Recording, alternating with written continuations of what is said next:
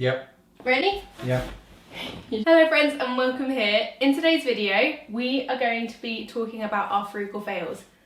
This is my handsome husband Joel. Hello. And we have been married now 9 years and all of these fails have happened within them 9 years. So I've got my handy notes. These are our 10 top frugal fails. Okay, so as a backstory, we got married 9 years ago at 19. I had just finished my A-levels. You were working as a removal guy. Were you working as a removal guy then? Yeah. Yeah. And then got a little bit of time in the office, but wasn't on a lot of money. I think we were on 15,000 a year because I didn't have a job yet. Yeah. So we were on like 15,000 a year. I was looking for a job because I had just finished my A-levels, got married, we went on honeymoon, and then I was handing out CVs everywhere, desperately trying to get a job. And I think I got a job about 2 months after we got married, right? No, a bit less, about a month. I started. I don't know. Oh, well, I started working. I worked as like a assistant manager of a coffee shop a few months after we got married. So it was a bit better then, but I still wasn't on a huge amount of money, and nor were you. But no. For the first few months, we were living our 15,000 a year, and that brings us to our first frugal fail. Was that first bungalow we lived in? Yeah. We thought it was such a good deal at first because the rent at the time was about 440. I think we paid. If we wanted a one-bed place near where we lived, it would have been £700, £650 so at least. We didn't live together until we got married, and we were looking. We lived in the city, and we were looking at places around in the city. And for a studio apartment, it was about £700, wasn't it? Mm-hmm. So we found this in the village outside of the city. This very, very old 2-bedroom bungalow for £440, and we got super jazzed about that. We were like, "Yep, that's so cheap. We will do that." And then a few weeks into living there, we were like, "Oh, now we know why it was so cheap." It was infested with black mold. It was right by our railway. So, and by right by it, I mean there was us, one more tiny house exactly the same, railway. That you could see the trains go past, and it would shake. Yeah. It would shake the bungalow. Do you remember that? And I think probably a fail within that was I tried to deal with the mold myself by just getting a tea towel, just wrapping it around my face. we were so clueless. Getting some washing up gloves and just scrubbing the walls with bleach. I don't think you even covered your mouth, did you, the first time? And then maybe you got the not rash. even the first time. And then what I did is I had a rash all over my legs for about 2 months. I remember that now. I forgot. I had to go to the doctors about it, and I got loads of sinus infections. Yeah, it was really bad. So I'm pretty sure I got loads of mold in my lungs at some point. And I have really severe asthma, and I don't think my asthma has ever been as bad as it was than when we lived there. And it was over. So you moved in the April. We got married in the June, because you lived there alone for a couple of months. I lived there for a few months. You moved in the April, and we got married in the June, didn't you? I didn't really stay there a lot. No, you were always with me. We were always out. Around your house a lot. But because I lived with my parents, so he moved in the 2 months before we got married, and we were there until the February. Yeah. And it was freezing as well. Do you remember how cold? I like the cold, so I don't. I do not like the cold. But we lived there for a few months, for about 7-8 months, and we were like, do you know what? It's just not. It wasn't worth it. If looking back now, I think we would have probably seen about renting a room in a nicer area and spending that same amount of money. But Joel's dad helped us out massively in getting us our first shared ownership house, and we moved into that in the February. And we were saving loads. So one of the reasons as you know from my channel, we're both insanely frugal. And when we first got married, the reason we picked picked the bungalow over the flats is because we knew we could save so much, and our goal was to buy a house. So even we wouldn't go out for meals. We wouldn't do anything. Go for drinks. We still don't do any of that. No, but at the time, especially no kids, we were 19. Yeah. We just were set on let's save and get out of this place. It definitely, I think that set our frugal living deep into us, because I don't want to go back to. We don't want to go back to that. No. The place it was in was actually really nice in the village. Yeah. But I think it was just a complete dump. Nothing had been done. The person that lived there previously had blocked up the loft hatch and plasterboarded it, I think, to insulate it. No, he was gonna make it into a separate room because he didn't have it for his kid. To make it into a separate room and convert it. But what actually happened is he blocked all the air inside there, all the moisture, was just swimming around in there. And then eventually all of the mould just grew in the loft and went down the walls. It was so bad. Our furniture got so ruined as well. Such a bodge. But we saved up. We learned to save so much money. So although we were earning like pennies, we managed to save like £500 a month still in that. I don't know how we did that. Looking back, I'm pretty impressed we did that. Yeah, I think, especially seeing we were bringing in like, what? It was how much a month maybe? Well, before I got the job. Maybe like £1,000? Not even that, if you think after tax. It was not much at all monthly. That moves us on to our frugal fail number 2, which was when we would buy a lot of cheap food. So by that I mean, are you just thinking of the sausage fajitas? So when we first got married, we were not vegan, and we lived with so little that I would just try and do anything we could to fill up our stomachs. And I'm not saying it's bad to eat cheap food. Like, we still use all of the own brand foods. We don't use like the branded baked beans and ketchups. But there are some things that you should spend a little bit more on. One of them being meat sausages. Oh, yeah. So one thing that I used to do, because I think it was one of the cheapest things at the time, I thought, to cook. Since we've been married longer and we became vegans and we've thought more, I now realise I could have made so many amazing foods for cheap. Well, one of the things I would do would make sausage fajitas.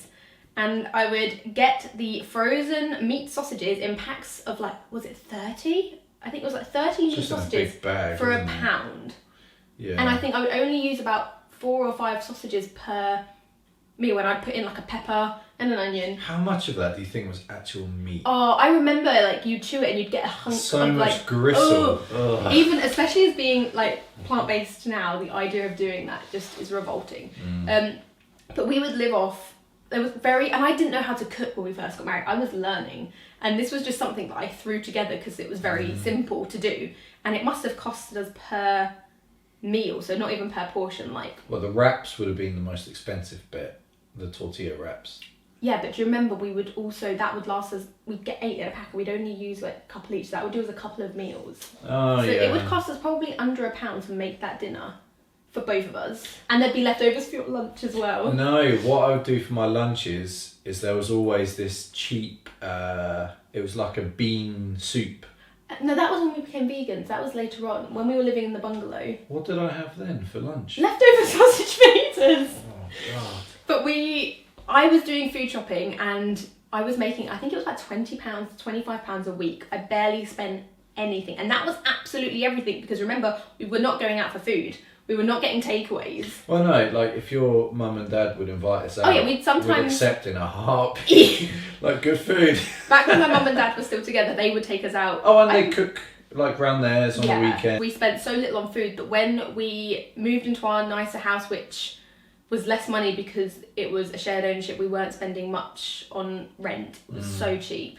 And it was like a terraced house. It was just cheaper to run in general, and it was closer to your work. We were just saving money. We said we will never go back to being so cheap with food again unless we absolutely had to. But we also found that other things would be the thing to go before we took out of the budget from food.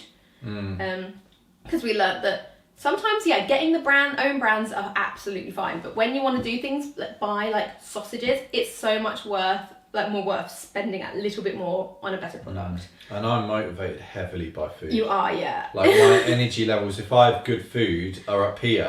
So now I've got some crackers down there and some lemonade, and I'm good as gold.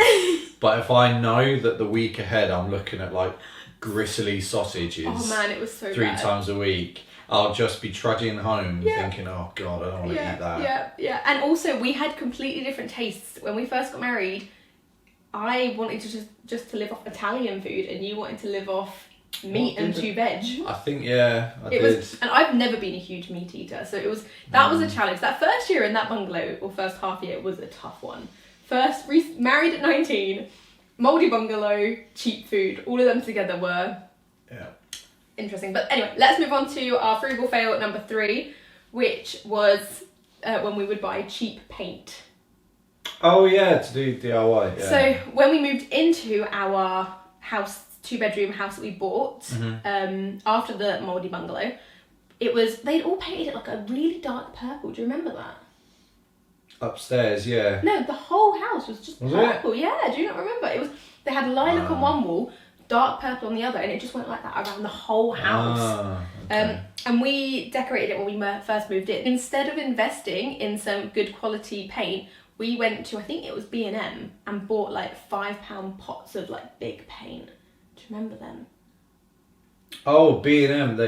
It was basically water with a little bit of food colouring in. And it was also, it was like gloop, that when you rolled it or like painted it, it would just kind of congeal. Well, I think we didn't mix it. Oh yeah, but we've learnt a lot. We were very young. Yeah. But we have learned, since we've now in our hopefully forever home, and it was a fixer-upper, it needed a lot of work. We learned from our first house to invest in good paint. It actually probably ends up working out cheaper maybe because you're not putting layer after layer. Do you remember having to paint like 7 layers of paint? Trade paint all the way now. Like, I know 100%. it's more expensive, but you only have to paint 2 coats. You're saving your time, which saves you money because you can be doing other things. It probably works out cheaper because we ended up having to buy more of those pots. We didn't even think, when we'd run out of a pot, we didn't even think, why don't we get a better pot? We just got the same one again. Because it was so cheap. It was so cheap. We just had no money. Yeah. But yeah, our frugal fail there was we would definitely spend more money now on better paint, and that is what we do. And I think probably not doing our research beforehand in like, I know it sounds stupid, but how to properly paint a wall. Like, I think when you're 19 or 20 and you just move in somewhere, you just grab a paintbrush, grab a tin of paint and just slap it on. Bearing in mind that if we're trying to paint, say, a purple wall bright red, it's going to take quite a few coats to obviously bring that But through. also, then what we didn't do is we didn't do a white coat first. We just painted whatever colour we wanted. So we would be like, why is this wall a different colour to this? But that's because they had the lilac wall and then you had the purple wall. And of course, painting a colour on top of that without painting it white first is always going to look different. But we just did it. We were so stupid. So no more B&M paint. Sorry. No, we do definitely invest in paint now. Anyway, our number 3 is buying cheap clothes. And this is mainly for him. So I buy most clothes pretty much secondhand, or I try to find an ethical clothing line. That's pretty much everything I buy is secondhand, isn't it? It's not a lot of ethical clothing lines. No, well, that we can afford because it's expensive. But we buy pretty much everything secondhand. But what we did when up until kind of even now we struggle. But this dude is like 6'3". He's pretty darn tall, and we would go to Primark to get him jeans and t-shirts. But the problem is, so bad. They would either rip ridiculously easy, or he's just too tall for them. I've used H&M for jeans now. But generally, cheap clothes. We tend to, if we're going to buy cheap clothes, we'll buy them second hand now. Oh yeah. Because when you buy them from the shops, they're going to rip anyway. These are second hand, weren't they? I think most of the clothes we have, everything I'm wearing was second hand. I think these are all Next, but it's second hand Next. We either look for second hand Next clothes, and we found, unfortunately, with Joel, because Next are the only things that fit him, we have to just buy Next. Slim fit, large Next. Yeah. Anyway, so now we would invest more in clothes for companies that we know that work and fit, or we'll buy second hand. So it's still it's probably cheaper, but at least if they rip and break, you're not adding to landfills like from things that you've bought from shops. The Primark jeans, they would last literally like 3 months. Not even that. Max. They would always rip at the same place. Some of the thighs are ripping them open. On my thighs. So we are a lot more careful now with where we shop.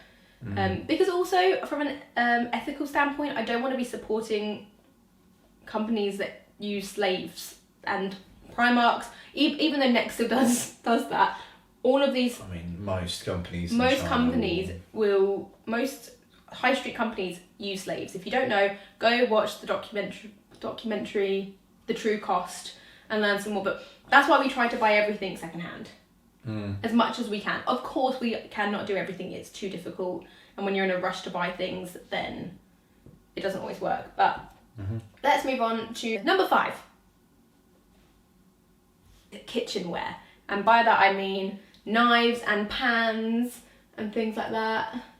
Oh, cheap! Never buy like really, really cheap knives. Like they're only going to be sharp for like a day, and then you can't chop into an onion.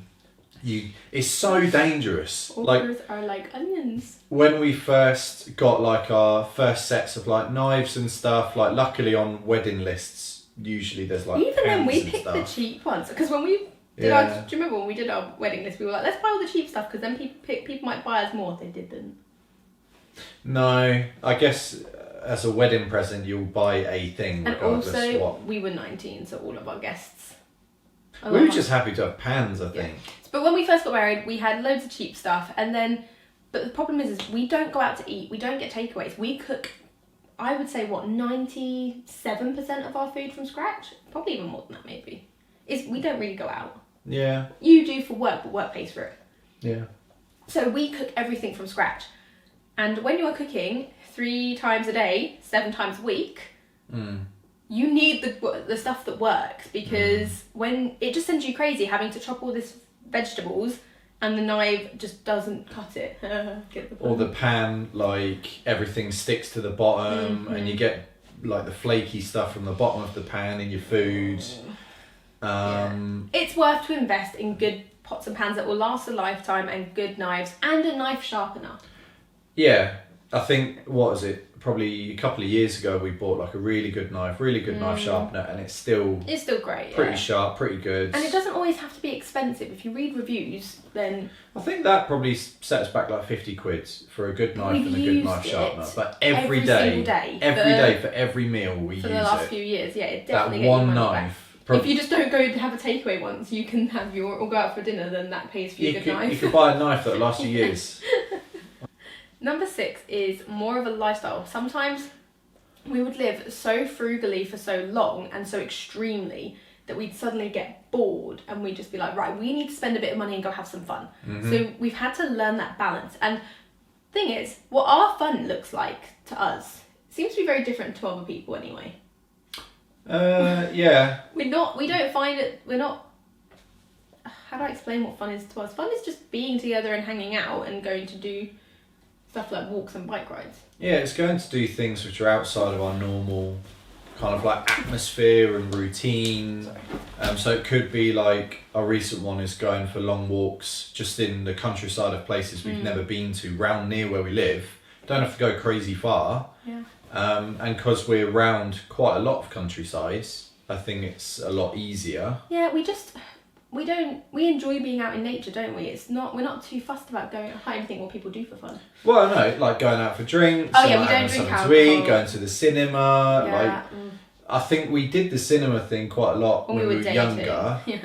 But then we realised actually, like nowadays, everything's available on stream. Like we've rented some movies like on Amazon. We get like from Tesco, we get like vegan junk food, get loads of it, loads of like vegan treats and stuff. We come back home, dump the kids off somewhere, and we'll rent a film at home, and we're in our own space. We can just get what we want to eat. Go to the toilet without I missing don't get that. anything. I've never really gotten the cinema thing to it. Like, it was nice when we were dating, but that's probably because it was away from our parents. It's nice for some films, but I think generally to spend time together, you can just pause a film and chat if you need to. But generally what we would do is sometimes if we knew we were saving for something, or we would be like, right, let's live really frugally, we'll end up going so extreme for so long that we go, we just need to go do something. Yeah. But we're trying to learn to have that balance of we can still live very frugally and have a budget for the fun things. So we have like a kids activity budget, and if we want to go to Legoland or places, we have the money in an account to go do that. And it's not like, oh no, we can't afford it. It's, we've been saving for things like this. Okay, yeah, we can do that now. But before we would just be living like this for ages, and then we're like, we're bored, like, we've done this for too long, we just need to escape. Yeah. So that was my number 6. But number 7. Number 7 was not getting a dishwasher. That was our frugal fail by leaving it so long. So we've renovated our house and we had our boiler in the kitchen. We've moved that up to the loft and we've had a space in there for ages now, since we've done the renovations, like a year and a half. And we were putting off having the plumbing put in and getting a dishwasher because we thought, is it going to be worth it? It's going to cost us what we thought was going to cost us loads of money and it wouldn't really improve our life that much. Well, we finally got the dishwasher, a couple months back? And oh my goodness, it's life-changing. Saves so much time. Before, there were some days we were having to do like 5 or 6 loads of washing. On the weekends I would. Yeah. 5 or 6 loads of washing up, like in a day. Yeah. You're spending a lot of your time, like what? Maybe like an hour and a half of your day, maybe? I hate washing up, and I feel like I do it all the time. I did it all the time. Okay. So a few months back, we got our plumber around to put the plumbing in for the dishwasher. We found a second-hand dishwasher it was meant to be £600 new. What did we spend? 80. Yeah. So we got a second-hand dishwasher for £80. People had only had it for a year or two and they were renovating their kitchen. So they were just selling it really cheaply. And to get the dishwasher and the plumbing put in and everything, I think it was only like £250 for all of it. Is that right? Yeah, it was pretty cheap. Yeah. And it's been life-changing, but we were putting it off for so long because we didn't want to spend the money, but it was so worth spending the money on it. Saved us a lot of time. It's a lot of time, and time is money, my friend. So what number are we on now? 8. Number 8 is vacuums. Do you remember when we first got married and we went and bought the cheapest vacuum we could from Tesco's? Yes. Well, we had a dog when we got married. It was a very big, fluffy dog. And we had a very tiny vacuum. We've learnt to never buy cheap vacuums. We do now always invest in good vacuums. It wasn't picking up a lot of the stuff from the floor. Did that one have a bag? I don't know. It was this little horrible one that it was hard to move around. It took up loads of space. Even though it was small, it had that long hose and it was just a faff and we didn't want to use it as much. I think generally it just wouldn't pick up any of the stuff on the floor. So we'd end up having to hoover like the same spot again and again. It'd just be dirty. And then I think that one did have a bag. The bag would need emptying. You'd need to get new bags. And then it would break because it's cheap. And then you just have to get another one. Yeah, we just learnt like to invest. There are some things that you do want to spend a bit more money on, and that will look different for everyone. But for us, it's a vacuum. It's things you use every day. Yeah. Every day, like Our at the end of the blender. day, we'll reset the house. So one person gets the kids to bed, the other one tidies up the kitchen, the downstairs, and that involves obviously washing up, which we have a dishwasher. Yay! And hoovering, which we now have a good vacuum because we use it every day. But because you spend more on it, you tend to look after it as well. But we put off buying a good vacuum for ages, didn't we? Kept buying cheap vacuums, but then they just kept breaking or they kept not doing the job. And now, a few years ago, we invested it in our vacuum now, and we're so glad we did. Yeah. That's a delayed response. Yeah. So we're on number 9? Yeah. Our number 9 is printer. So we were putting off, once again, buying a printer for ages. I think because there was one at my work, so we felt if we needed to print things, Well, we just didn't. We never really needed to print anything until a couple of years ago, and we were like, we need to get a printer. But what happened was I was like, I'll find one second hand, and I found a free second hand printer. I bought it back. We plugged it in, and it seemed like it was working fine, but it was just out of ink. So I went and bought loads of ink for it, like ink cartridges, put them in, and then found out the only ink that worked was like black ink, and even then it didn't work very well. So I ended up spending I think the ink cartridges were like £30. Yep. So I got a free printer, but I ended up spending £30 on these ink cartridges, and the printer didn't work. So that was just a waste. I ended up wasting money on something that didn't work. And we are a homeschooling family. We homeschool our 2 children, and we're going to need to print out a lot of things. Thousands of pages. We have to print out so much. Yeah. And we were trying to figure out what we were going to do, if we were going to get a printer or not, because we were just figuring a cheap way to do it, because printers are just expensive to maintain, is what we thought. But then we finally did go into a shop to buy a printer, and we found a great printer. It was expensive to buy, but it's so cheap to run. I think it was like £250 to buy, maybe a bit less. Do you remember? Yeah, it was about that. But it doesn't have cartridges, it just has ink. So the ink we've only just had to top it up, and we've printed out probably about 2,000 pages from it. Let's see if we have any more charge on this. So we're nearly done. So that, yeah, it was a fail with us trying to find a second-hand printer, and we ended up spending more money than we had to than if we had just gone to the shop the first time and bought what we needed.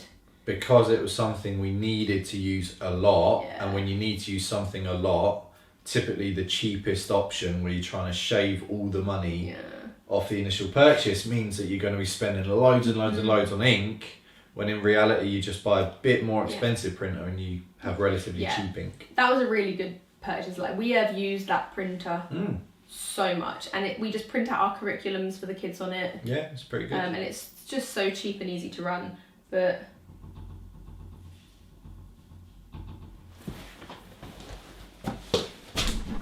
help me explain that one then. Because you just remember what you just said. And finally, our number 10 frugal fail. What was it? How do I say it?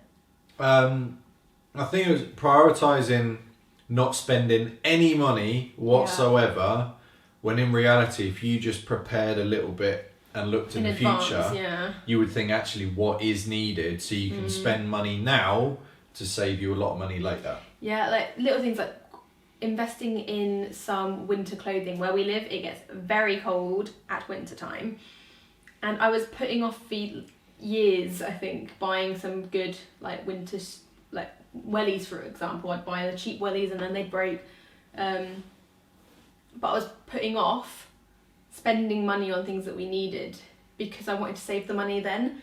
But if I had just invested years ago in these things, then I would have saved a lot of time and faff and money probably in the long run anyway. Because naturally, when you're trying to save loads of money and it's summertime, you're thinking, well, if you're trying to be really frugal and get the most out of your money, you don't want to be buying welly boots second hand. You don't want to buy anything winter second hand. But then when it comes to winter, if there's nothing second hand going because everyone's needing their stuff and they're not giving it away, then you're going to have to buy it new or buy it more expensive. And we do struggle when we need something specifically, but it's normally around the time of year that everyone is looking for that. Buying second hand becomes trickier. But at the same time, they're not really selling second hand in the summer as much either. So I think there are sometimes we just need to kind of bite the bullet and go, right, we need some winter clothes, let's go and get them and just get that done, because we would just put it off to try and save money, and then it gets to the dead of winter, me and the kids are in the woods and I'm frozen because I've not invested in some good winter coats or something. So in a weird way, trying to save money, I end up spending in more. The short term, you actually spend more money in the long term. That's probably like the number 10 is trying to be so frugal that it backfires. And you end up spending more money because you're not thinking ahead enough. Yeah. Those are all 10 of our frugal fails that we could think of in the 9 years we've been married. I'm sure there are a hell of a lot more, but we should probably do a video that's the 10 things we've spent money on that we regret spending so much money on. Yeah. We'll probably think of quite a few. Maybe we could do that as our next video. He's probably going to be around for a few more videos. I'll reel them in. Yeah. And we can maybe do, if anyone is interested in learning our story about how we met and got together and how I somehow managed to get him to marry me, let us know and we should do a video on that. If you like this video, don't forget to like and subscribe. Leave me a comment for whatever video you would like to see next, and we'll see you in the next one. Well, he might not. I will. See you in the next video. Bye, friends.